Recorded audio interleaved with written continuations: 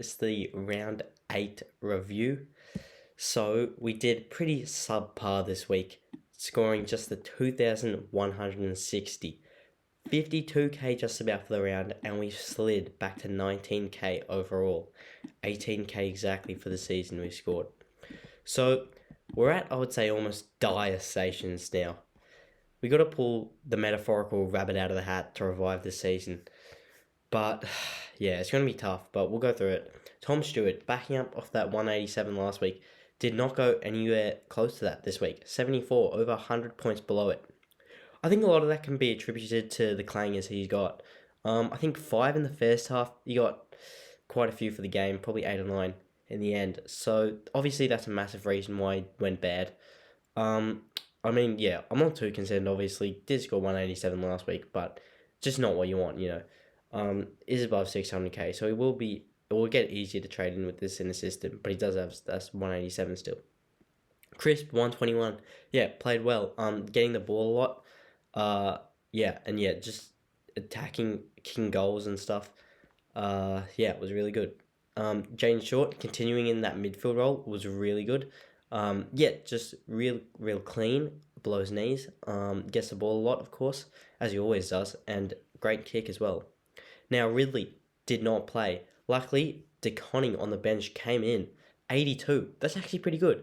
Ridley, despite scoring 115 last week, he was only going low 80s before that. So, DeConning might have outscored him anyway, even if Ridley did play. So, wasn't too bad in the end there. Wasn't too frustrated with that, I guess. And Dacos, 80. That's pretty good. Chugging along nicely, so that's good. Hinge, 54. So he's been out for like 3-4 weeks now. 54, not what you want. I think it was only on like 5 or 6 at half time. So he had nearly 50 in the second half. So that's good. But you look at it overall, not too well. So he's going to stay in the side this week because I want to boost up his cash, I think. I don't think we'll trade him, but we will see. Hewitt didn't play. 2 weeks out now. Hopefully he comes back this week. We do need him back. To play him on field. Get probably Hinge off the field. Now, Neil, 123 VC. So, he was obviously playing that depleted West Coast team. I thought he was going massive. Maybe another 180. Obviously not that good. 123 is pretty solid, though. So, not too mad at that. We did put the VC on him. We played a little bit risky going with the captaincy on Cripper and not taking that VC score, which we'll get to. But, it's alright score in the end. Clayton Oliver, 135, just played like an absolute beast against St Kilda, just dominated, contested, just clearances. He's just, very dominant, so just played like a bull that game. Jack Steele, obviously playing in the same game, 75, just couldn't get near it really. Melbourne just dominated. Petrarca Oliver just ran rings around him, to be honest, so it makes sense in that case of why he didn't score well, but it's his lowest score in since 2020 or even before that or something. So I'm not too worried. Obviously, it's bad because I did just trade him in this week. I traded in a 660k mid for a 75. Obviously, not what you want, but I guess we'll live with it, and hopefully he goes back to what he was doing this week, 120 plus hopefully.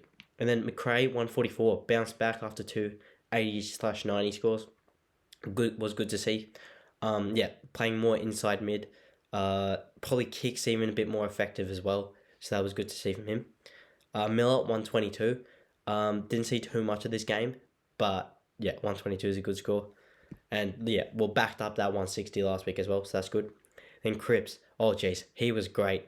Playing against Adelaide, just absolutely dominant. And the crazy part is he got tagged the whole game by Jackson Haley.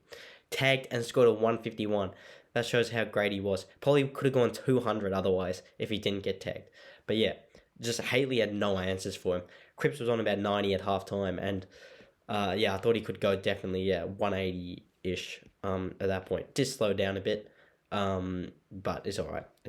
So he gave away a few free kicks to Haley in the second half, but that's all right. Carroll played in the same game, was alright. Obviously not as good as he was in the first game, but 59 is not too bad, so we'll take it definitely. Saligo didn't play. We did use him as a loop this round for Macomb. We were looking at Ward and Macomb basically, whoever would score more. even McDonald. But yeah, McComb scored well on when he played in Friday night, so that was good to see. 73, so we obviously took that. Ward 53, McDonald 43, pretty much about the same as what they've been doing. So yeah, not much to say there. Gorn 82. Surprised he scored this low. He played really well against Marshall and Ryder.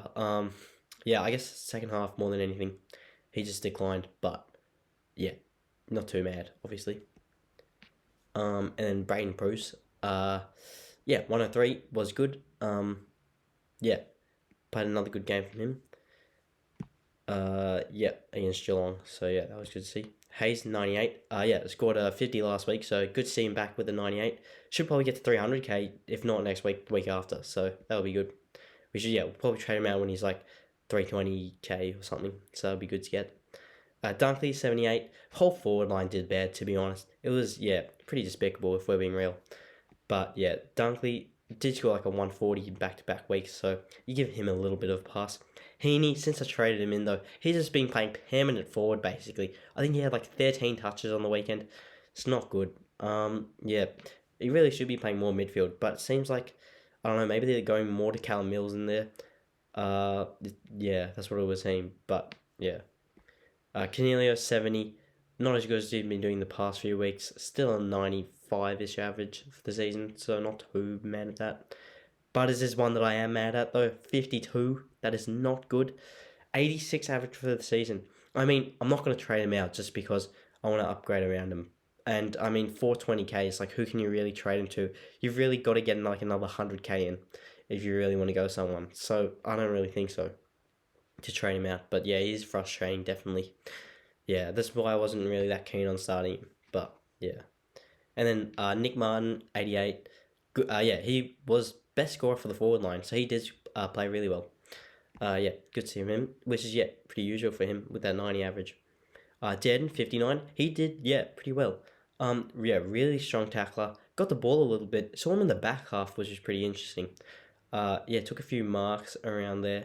And pretty live wire. So good to see after that 14 he got a few weeks ago.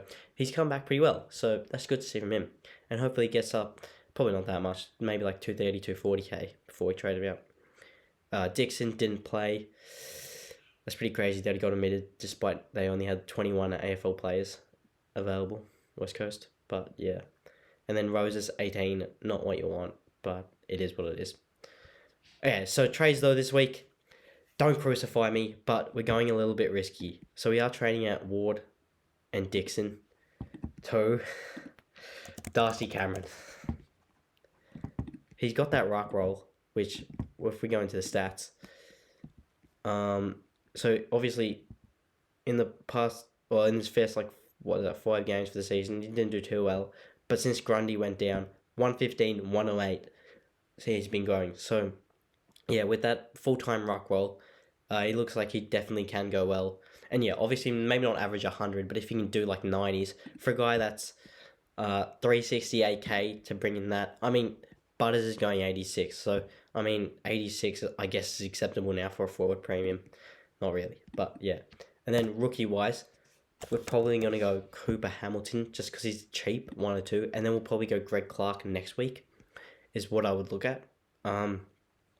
So this is potentially, what we'll do, which is, very risky, but also it saves a boost, which we could use during the bias now. Or, listen, we got 2 boosts left, so maybe next week and the week after, but we'll see. So this is what we'll do. I also would play around with going another option. So this would be the team for one option this week.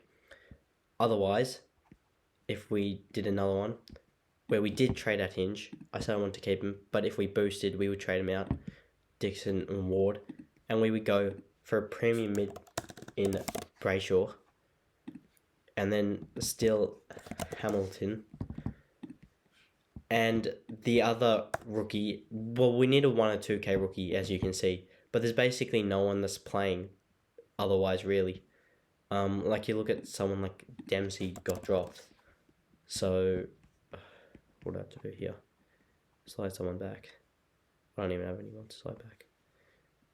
Doesn't really matter.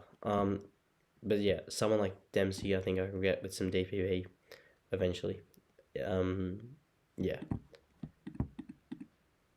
Otherwise, yeah, there's no one really else to get in the back line. I know Dean was hyped up in the preseason. He hasn't played. Declan Mountford's played 2 games, but probably not. So yeah, that's what we'd look at. Potentially a Brayshaw, but I am actually liking the Darcy Cameron option quite a lot. So I think that's what we'll go, to be honest. So let's put that back in quickly.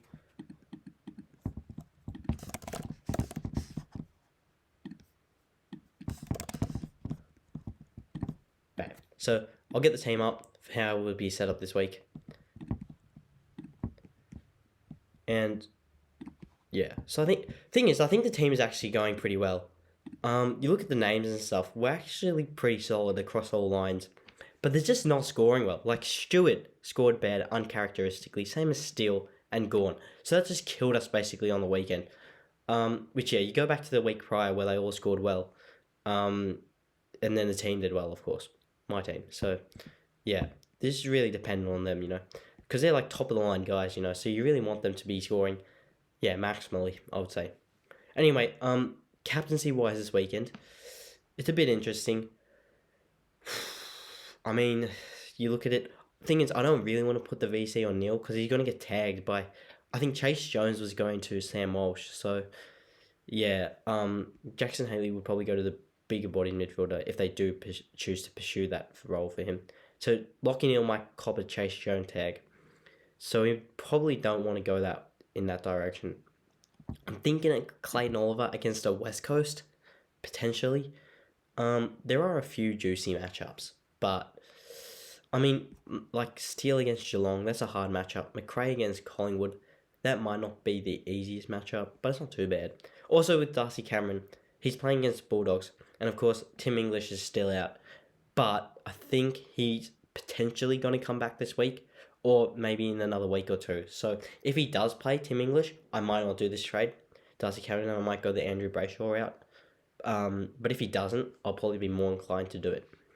So yeah, and then yeah, we might go something like Touk Miller is playing against Fremantle, which is a hard matchup, and then we can't do Cripps because then if we're going to Oliver, both Sunday games, I mean we could go Gawn because West Coast are racking Bailey Williams, I think, or they might put back in Luke Stranatica. So we'll see what happens there. Either way, I mean, Gawn should probably have a bit of a field day. Although it is at Optus. Although that's not the fortress it used to be for them, for West Coast. So, yeah. I mean, for now, I'd say maybe we go McRae to Oliver. But, yeah, we'll see. Can we loop this week? Yeah, we can definitely with Saligo. Or, yeah, pretty much only him. But, yeah. Okay, so, yeah, that's the video. Thanks for watching.